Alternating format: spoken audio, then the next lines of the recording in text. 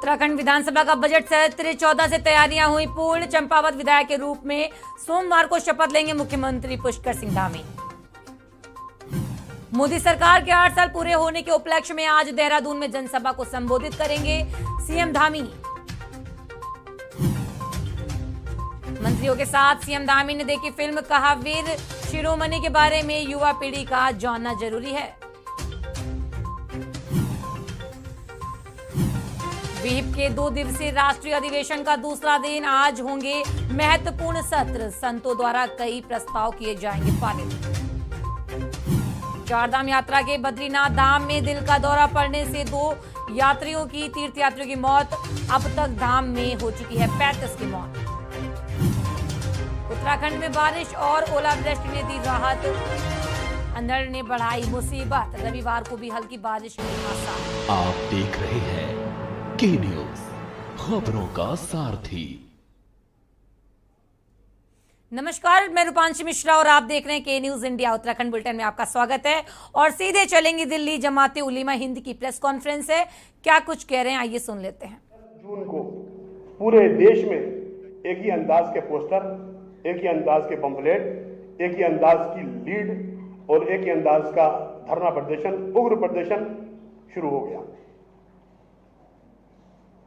ये 15 दिन के बाद अचानक नबी की मोहब्बत का जाग जाना किसी एजेंडे का, किसी खुफिया एजेंडे का हिस्सा लगता है, क्योंकि नबी से मोहब्बत का तकाजा तो ये था कि आप पहले दिन ही रिएक्शन करते, मगर उन आकाओं ने जो भारत की दुनिया में बढ़ती हुई छवि, संबंध और हमारी सरकार के अरब देशों से और इस्लामिक देशों से ताल्लुकात पर जल भी रहे हैं और गमजदा भी हैं, अपने एजेंडे के तहत भारत के अंदर जगह जगह दंगे करवाए। उन दंगों को लीड करने के लिए जो तंजीमें उनको भड़का रही थी, मदनी जैसे लोग जो कह रहे थे कि हिंदू से देश छोड़ के चले जाओ, मदनी जैसे लोग जो घड़ियाली आंसू बहा रहे थे, ओवैसी जैसे लोग जो सर पे सफेद कपड़ा बांध के घूम रहे थे, वो कानपुर के इमाम जो कह रहे थे कफन बांध के हम निकलेंगे और कफन बांध के हम जो है देश की ईंट से ईंट बजा देंगे, हम गर्दनें काट देंगे और रसूल के गुस्ताखी एक ही सजा, सर तन से जुदा, सर तन से जुदा, वो सारे के सारे गायब हो गए और 20-20 साल के बच्चों को सड़कों पर छोड़ दिया इन्होंने सरकार से लड़ने के लिए, पुलिस से लड़ने के लिए और सिस्टम से लड़ने के लिए। उसका नतीजा क्या हुआ? कई प्रदेशों के अंदर प्रदर्शन हुए, हिंसक प्रदर्शन हुए और सैकड़ों लोगों पर FIR दर्ज हुई और उनकी जवानी जो अब जेलों में कटेगी या केस लग के कटेगी, इसका जिम्मेदार कौन है?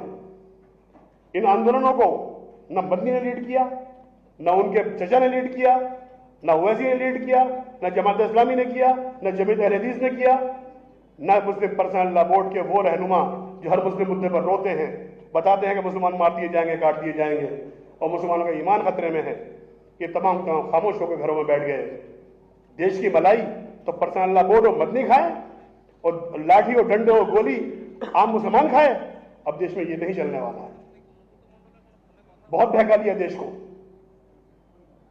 नबी की शान में गुस्ताखी हुई है। हमारा देश संविधान से चलने वाला देश है। संविधान ने हमें दायरा दिया है, तरीका बताया है, उस संविधान में अमल भी हो रहा है। अपनी बात को हम रखें। बताइए कोई ऐसा दल है जो खुफिया तौर पर रातों को, रात के अंधेरों में हर उस अहम जगह पर जाके बातें करने पहुंचते हैं जहां की ज्यादा जरूरतें होती हैं? ऐसे मुद्दों पर प्राइम मिनिस्टर से, मुख्यमंत्रियों से और जिम्मेदार लोगों सरकार के होम मिनिस्टर से आज तक कोई मिला? क्योंकि ये जानते हैं देश का मुसलमान मासूम है। इसको बता दिया गया है कि तुम्हारा ईमान खतरे में है और ईमान को हम बचाएंगे। हकीकत यह है, CA आंदोलन हो, NRC हो, अयोध्या विवाद हो, 3 तलाक हो, हर मुद्दे पर ये कौम के रहनुमा बन जाते हैं और कौम के नौजवानों को आगे करके अपने आप पीछे हट जाते हैं। इसलिए जमात उलमा हिंद ने फैसला किया कि हम किसी भी हिंसा के पक्ष में नहीं हैं। हम नहीं चाहते कि देश में हिंसा हो, क्योंकि इस्लाम का तकाजा है, इस्लाम में लिखा हुआ है, कुरान और हदीस के अंदर ये बात वाज़ेह तौर पर लिखी हुई है, वला तुल्कू बियदिकुम इला तहलुका। अपने आप को हलाकत में डालना कितना बड़ा जुर्म है। वतन से मोहब्बत जब आधा ईमान है, बार बार ये कहते हैं, तो अपने वतन के साथ ये करते हैं। बताइए कौन सी तंजीम मुसलमानों की ऐसी है देश के अंदर जो 135 करोड़ लोगों की बात करती है। सिर्फ 20 करोड़ लोगों की बात करना अपना फर्ज समझते हैं। आज अरब देशों को दुनिया को दिखाना चाहते हैं कि भारत के अंदर मुसलमानों के साथ अन्याय हो रहा है। हकीकत यह है, अन्याय करने वाले भी यही हैं, लुटेरे भी यही हैं। वो शेर है, न जुल्म गोरों ने किया न सितम कालों ने, मुझको बर्बाद कर दिया मेरे अमालों ने। आप हजरात एक हसास मुद्दे पर यहां जमा हैं। आज देश के उलमा हैं, केरला से मौलाना तशरीफ लाए हैं। केरला के अंदर कुछ दिन पहले कई किस्म की हिंसाएं हुई और वहां लोगों को मारा गया। उसके विरुद्ध भी हमने आवाज उठाई और उठाएंगे। जब हम देश में 125 करोड़ लोगों के साथ रहने का दावा और वादा करते हैं तो हर शहरी के लिए खड़ा होना हमारी जिम्मेदारी बनती है। इसलिए जमात उलमा हिंद का ये पक्ष है कि हम किसी भी किस्म की हिंसा को जायज करार नहीं दे सकते। आइंदा देश में अगर ऐसी हिंसा होती है तो जमात उलमा हिंद अपने पूरे दलबल के साथ निकलेगी और ऐसे लोगों का विरोध भी करेगी और चौराहों में इन्हें पकड़ेगी भी। इसे कौन जवाब मांगती है? वो 20 साल का बच्चा जो जेल चला गया, वो 20 साल का बच्चा जो जख्मी हो गया, उसका जिम्मेदार कौन है? कोई ग्रेजुएशन के अंदर पढ़ने वाला बच्चा था, कोई हाई स्कूल में पढ़ने वाला बच्चा था। उसकी जिम्मेदारी मुस्लिम तंजीमों को लेनी होगी और जवाब दे। और अब खबर हरिद्वार से है, जहां पर विहिप बैठक का दूसरा दिन संतों द्वारा कई प्रस्ताव किए जाएंगे पारित। धर्मांतरण, ज्ञानव्यापी सहित कई मुद्दों पर प्रस्ताव होंगे पारित। विहिप के पदाधिकारी रहेंगे बैठक में मौजूद। देश भर से आए साधु संत रहेंगे बैठक में मौजूद। निष्काम सेवा ट्रस्ट में चल रही है बैठक। विहिप बैठक का दूसरा दिन है। संतों द्वारा कई प्रस्ताव पारित किए जाएंगे।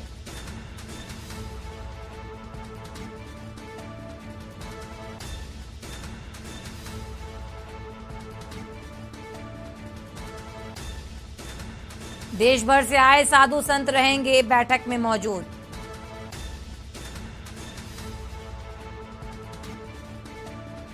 निष्काम सेवा ट्रस्ट में चल रही बैठक।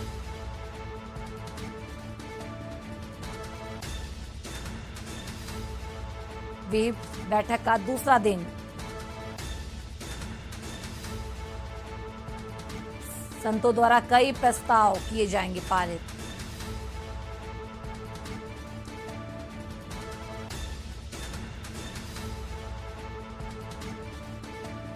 संतों द्वारा कई प्रस्ताव किए जाएंगे पारित।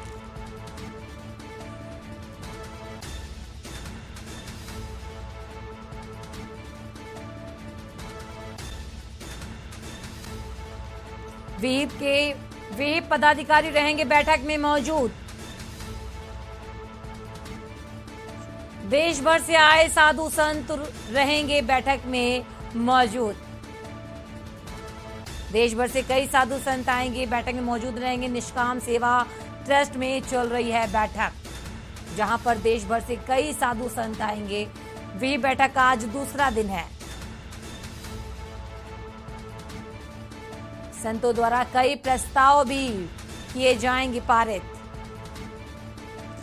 कई प्रस्ताव रखे जाएंगे। हरिद्वार में विहिप बैठक का आज दूसरा दिन है। संतों द्वारा कई प्रस्ताव किए जाएंगे पारित।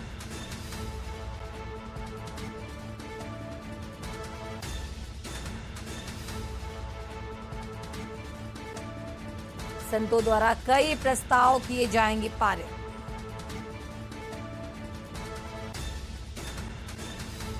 धर्मांतरण, ज्ञानव्यापी सहित कई मुद्दों पर प्रस्ताव होंगे पारित। विहिप के पदाधिकारी रहेंगे बैठक में मौजूद, जहां पे देश भर से कई साधु संत बैठक में मौजूद रहेंगे। निष्काम सेवा ट्रस्ट में चल रही है बैठक, जिस बैठक में देश भर से कई साधु संत आएंगे। बैठक का दूसरा दिन है। विहिप बैठक का दूसरा दिन। संतों द्वारा कई प्रस्ताव किए जाएंगे पारित।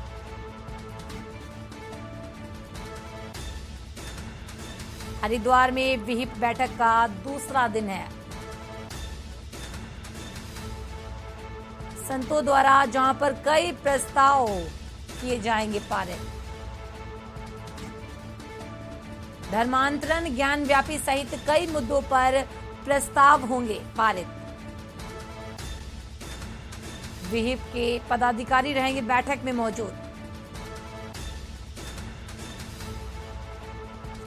जहां पे देश भर से कई साधु संत रहेंगे बैठक में मौजूद।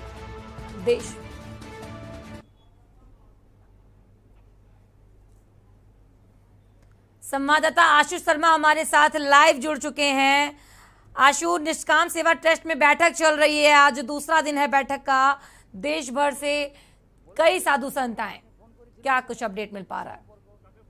जी बिल्कुल, आज ये काफी महत्वपूर्ण बैठक मानी जा रही है विहिप की, और इसमें कई मुद्दों पर जो प्रस्ताव पास किए गए हैं। सबसे पहला जो प्रस्ताव पास किया गया है वो ज्ञानवापी जो मस्जिद है उसको लेकर, जिस तरह से पूरे देश में वो हल्ला मचा हुआ है, जिस तरह से मुस्लिम समुदाय के लोग इस मामले को पक्षघात बने हुए हैं और कोर्ट तक लेके जा रहे हैं, तो साधु संतों ने पूरा आह्वान किया है कि इस जगह पर जल्द से जल्द भव्य मंदिर का निर्माण हो सके, उसकी आगे रूपरेखा क्या तय होगी, इसको लेकर आज बैठक में प्रस्ताव पास किया गया। साथ ही धर्मांतर का जो कानून है उसको लेकर केंद्र सरकार भी लगातार कानून को पास कराने के लिए लगी है, तो साधु संतों का एक प्रतिनिधि मंडल जो है वो भी केंद्र सरकार से मुलाकात करेगा और जल्द ही इस मामले पर एक जो मार्गदर्शन बैठक की जो प्रतिनिधि होंगे उसमें वो केंद्र सरकार से वहां जाके मुलाकात करेगा और धर्मांतरण का जो कानून है वो जल्द से जल्द देश में आ सके, इसको लेकर चर्चा करेगा। कई और ऐसे हिंदुओं को लेकर काफी ऐसे मुद्दे रहे हैं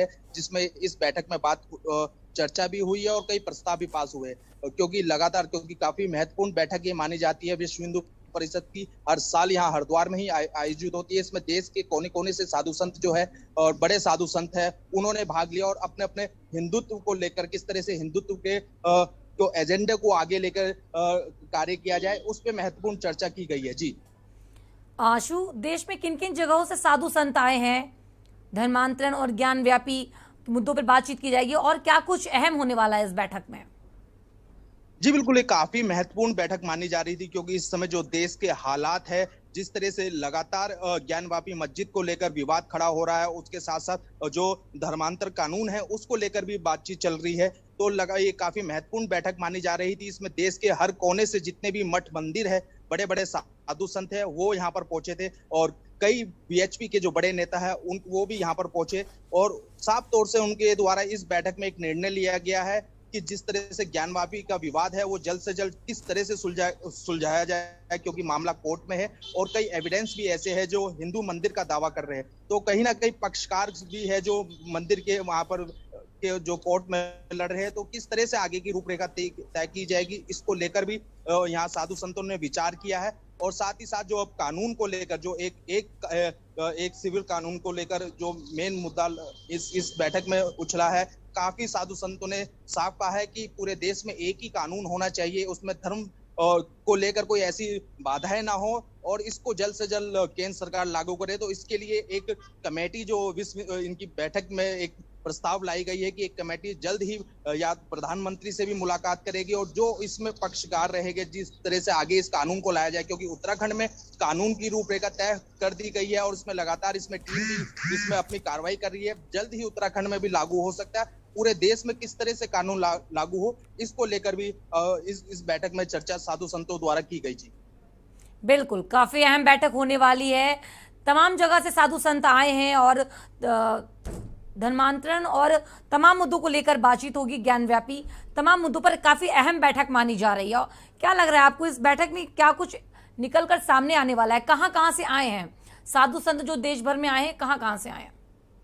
जी बिल्कुल, साधु संत हर राज्य से आए हैं। उत्तराखंड के काफी साधु संत यहाँ पर मौजूद थे, यूपी के साधु संत आए हैं, झारखंड से यहाँ पर जो बड़े साधु संत वहाँ के हैं, तकरीबन हर राज्य के यहाँ पर जो बीएचपी के प्रतिनिधि भी है और साधु संत जो बड़े अखाड़ों से 13 अखाड़ों के जो साधु संत है उनके प्रतिनिधि भी यहाँ पर इस बैठक में शामिल हुए। उसके साथ जो संप्रदाय के जो संत होते हैं वो भी इस बैठक में यहाँ पर पहुंचे हैं और लगातार जो इसमें मुद्दा गरमाता रहा वो धर्मांतर को लेकर एक मेन मुद्दा उनका ये रहा है कि इस बैठक में कि जिस तरह से धर्मांतरण किया जाता है हिंदुओं को गैर मुस्लिम उसमें धर्मांतर किया जाता है, वो काफी मेन मुद्दा यहाँ पर उठा है और उसको किस तरह से रोका जाए इसको लेकर भी काफी साधु संतों ने चर्चा की है। लेकिन जल्द ही अब क्योंकि ज्ञानव्यापी मुद्दे को सुलझाना है, इसको लेकर पूरी गहन चिंता जताई है उन्होंने। और जिस तरह से अब इस मामले के बाद मुस्लिम पक्ष के द्वारा सड़कों पर उतर कर पथराव किया गया और ऐसी नौबत आगे ना आए, इसको लेकर भी साधु संतों द्वारा चर्चा की गई। बिल्कुल आशु जी, तमाम जानकारी देने के लिए आपका बहुत बहुत धन्यवाद। तो आज बैठक का दूसरा दिन है, तमाम जगह से साधु संत आए हैं, काफी अहम बैठक होने वाली है।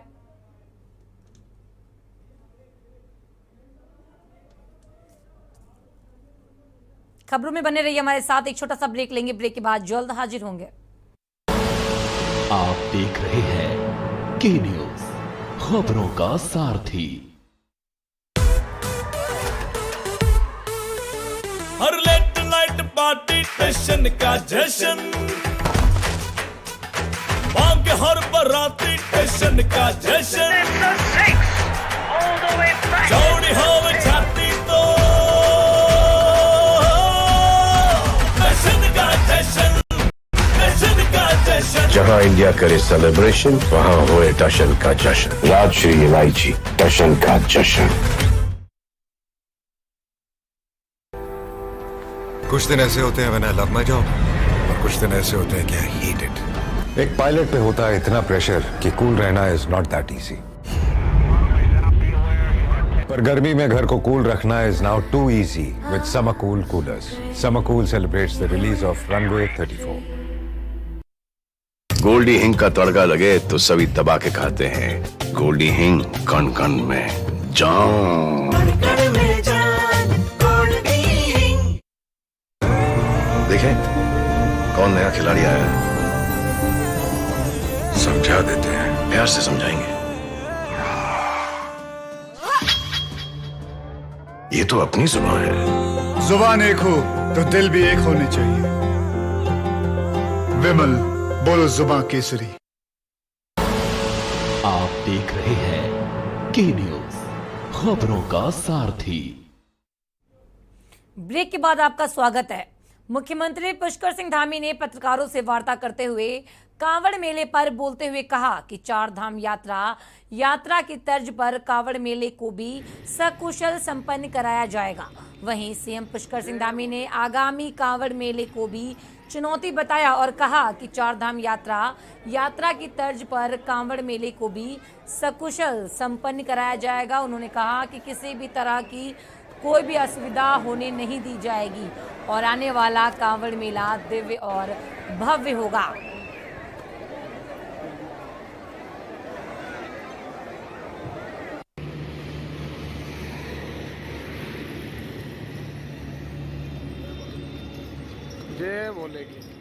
यात्रा चल रही है, चार धाम यात्रा को पूरी तरह से व्यवस्थित किया गया है, रजिस्ट्रेशन की व्यवस्था की गई है। लोगों से जहां पर अनुरोध करना है वहां पर अनुरोध भी किया जा रहा है कि आप जो है अपना रजिस्ट्रेशन करवा कर आएँ, अपने स्वास्थ्य के ठीक प्रकार से परीक्षण करवा के आएँ। उसी प्रकार से अभी कांवड़ यात्रा चलेगी। कांवड़ यात्रा भी 2 साल बाद हो रही है। हम लोग मिलकर जो है कांवड़ यात्रा को भी अच्छी यात्रा बनाएंगे, भव्य यात्रा बनाएंगे। खबर नैनीताल से है, जहां पर बाबा नीम करौली के धाम परिसर में 15 जून को होने वाले मेले के सफल आयोजन को लेकर अपर जिलाधिकारी शिवचरण द्विवेदी ने अधिकारियों के साथ बैठक लेते हुए आवश्यक दिशा निर्देश देते हुए कहा कि जिन अधिकारियों को जो मेले से संबंधित दायित्व दिए गए हैं वे अपने दायित्व को भली भांति समझते हुए अपनी टीम वर्क के साथ तालमेल बनाकर कार्य करें। मेले में यातायात व्यवस्था, पेयजल, विद्युत, शौचालय, सुरक्षा, पार्किंग आदि की व्यवस्थाएं पहले से ही प्लानिंग करें। अपर जिलाधिकारी ने कहा कि अन्य वर्षों के मुकाबले इस समय कैंची धाम मेले में काफी श्रद्धालुओं की आने की संभावना जताई जा रही है, इसलिए अधिकारी सारी व्यवस्थाओं को गंभीरता से ले रहे हैं।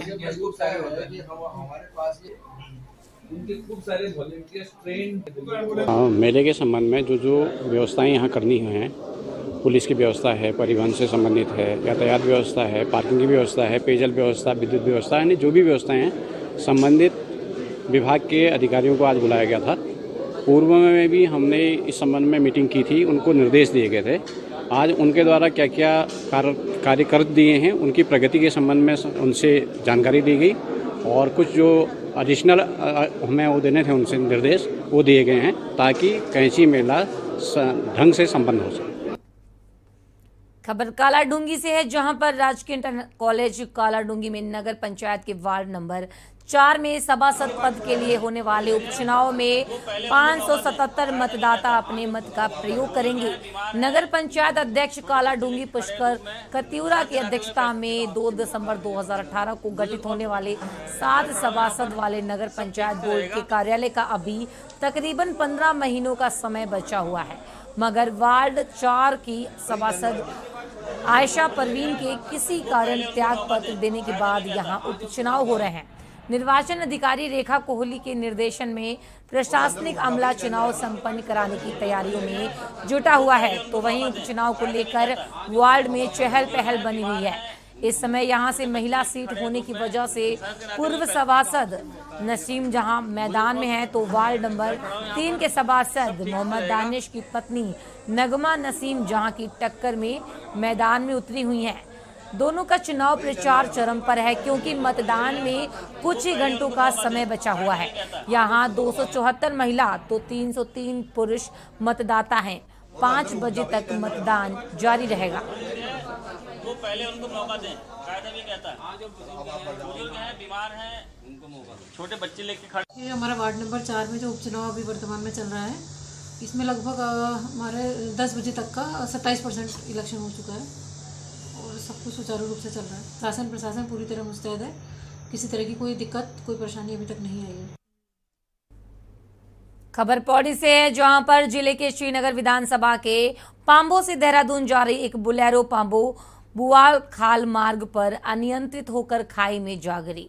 वहीं वाहन में 7 लोग सवार थे। वहीं चौकी प्रभारी पाबो ने बताया कि पाबो चौकी को सूचना प्राप्त हुई है कि बुआ खाल से आगे खिरसू रोड पर एक बुलेरो नीचे खाई में गिर गई जागरी, जिसमें कुछ व्यक्ति सवार थे। वाहन चालक की माध्यम से पता चला कि गाड़ी में सवारी लेकर वह देहरादून जा रहे थे।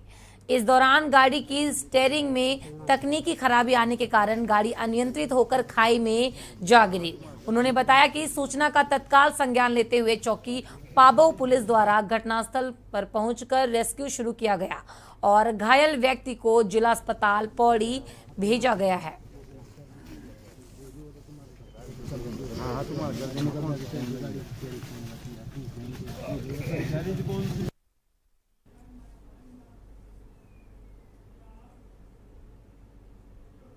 उत्तराखंड बुलेटिन में इतना ही। बने रहिए के न्यूज इंडिया के साथ। नमस्कार।